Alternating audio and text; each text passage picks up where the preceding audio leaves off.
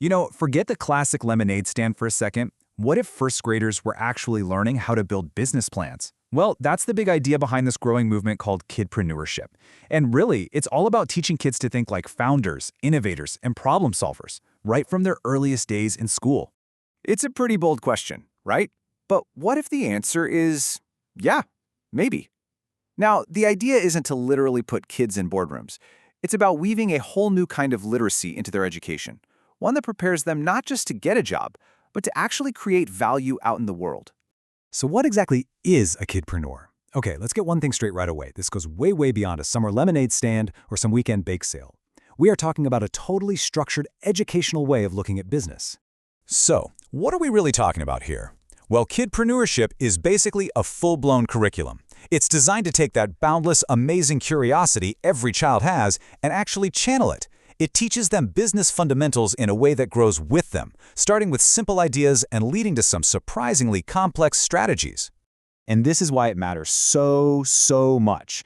It's honestly less about business and more about building a solid foundation for life.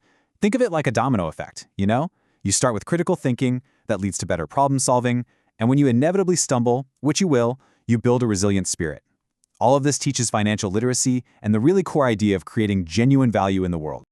Okay, so let's dive into this curriculum and see how it actually works on the ground. This isn't some one-size-fits-all thing. It's really carefully designed to grow right alongside the student.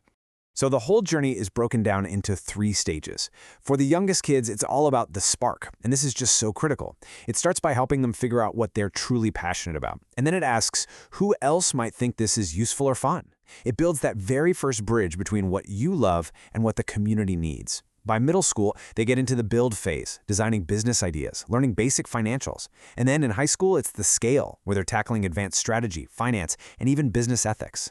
To really wrap our heads around how this works, let's zoom in on that middle phase, grades 5 to 8, and look at one of the most fundamental things they learn, pricing. This is a question every single business owner, big or small, has to answer. How do you actually put a number on the thing you've created? The curriculum breaks it down really simply.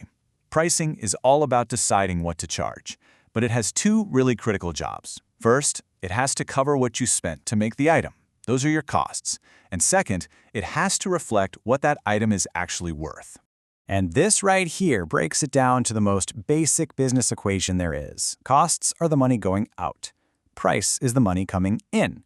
If you want a business that actually works, the price simply has to be higher than the cost. And that little bit left over, well, that's your profit. That's the engine that makes the whole thing run. So how did they figure out the right price? They're taught to walk through the exact same steps any entrepreneur would. First, you got to scout the competition. Then, you have to calculate your own time and effort.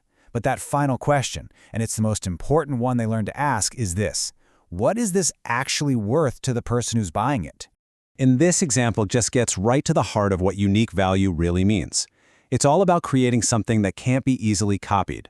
When something is personalized or has a special story, or solves a unique problem for someone, its value just skyrockets beyond the cost of the materials and time.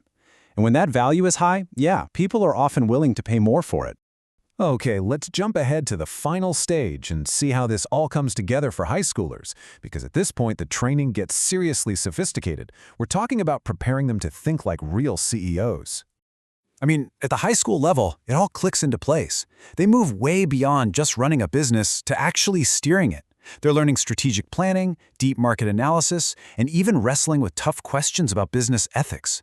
This isn't just about making a profit anymore. It's about building a sustainable, responsible company that might even be ready for real investment one day. But, of course, a curriculum by itself doesn't create a successful entrepreneur. Let's be real.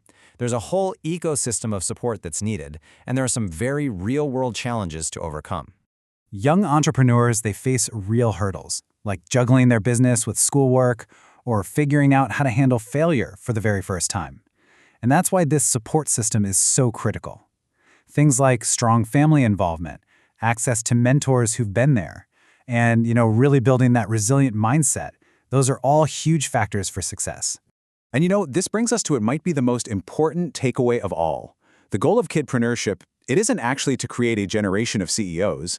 The real goal is to create a generation of capable, confident adults who get how value is created and how money really works. And those are skills they're going to use no matter what career path they choose. Which kind of leaves us with a final thought to chew on. As education keeps changing to meet the demands of a new world, maybe the skills you need for a business plan, critical thinking, planning, real-world application, are becoming just as fundamental as the ones you need for a traditional book report. What do you think?